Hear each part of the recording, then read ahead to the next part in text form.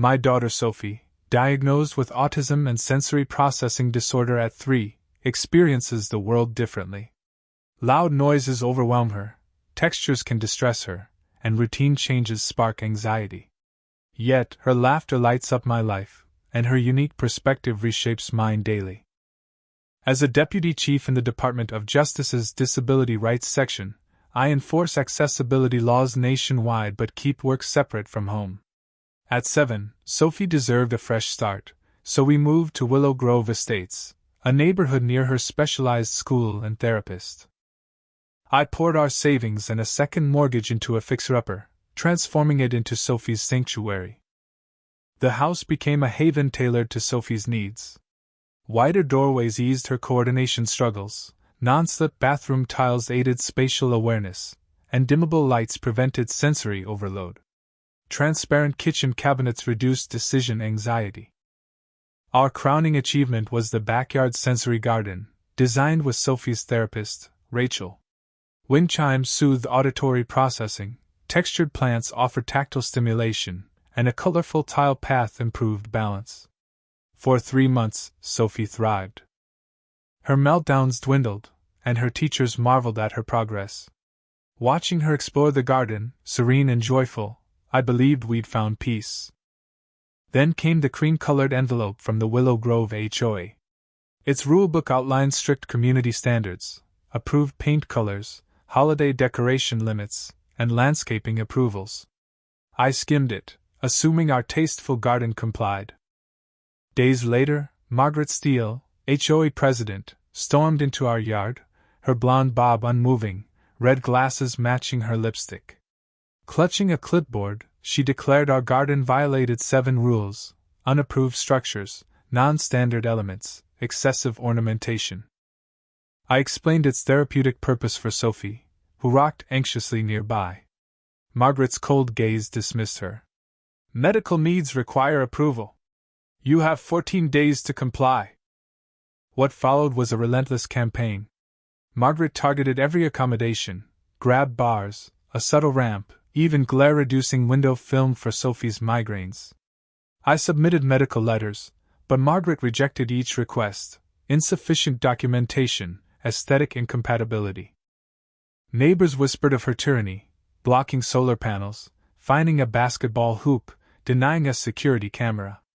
I'd faced resistance in my DOJ career, but approached this as a homeowner, seeking compromise. Margaret, however, saw Sophie's needs as a challenge to her control. Determined, I compiled a Fair Housing Act accommodation request, backed by Sophie's pediatrician, neurologist, and therapist. The law was clear: HOAs must allow disability-related modifications. Margaret and 2 board members arrived, unyielding. Your garden exceeds reasonable accommodation, she snapped, citing noise ordinances and unpermitted features. At the HOA meeting, I presented Sophie's needs, legal protections, and her progress. Margaret interrupted, framing it as a procedure, not disability. The board voted 7-2 against us, giving 7 days to dismantle Sophie's sanctuary. The deadline passed, and during a therapy session, Margaret barged in, clipboard in hand, with a landscaper in tow. Sophie tensed, hands flapping. The notice expired, Margaret bellowed, ignoring Rachel's plea to lower her voice. She photographed the garden, dismissing Sophie's distress. When I demanded she leave, claiming my appeal was pending, Margaret lied, saying it was denied. Then, in a shocking act, she poured white paint from a can onto Sophie's therapy tiles, splattering vibrant colors and textured plants. If you won't comply, the HOA will, she declared. Sophie's primal scream pierced the air, her sensory world collapsing. Neighbors watched, horrified, one recording the chaos. The landscaper restrained Margaret, but the damage was done. Sophie sobbed in Rachel's arms, her safe space ruined. Neighbors rallied. Mrs.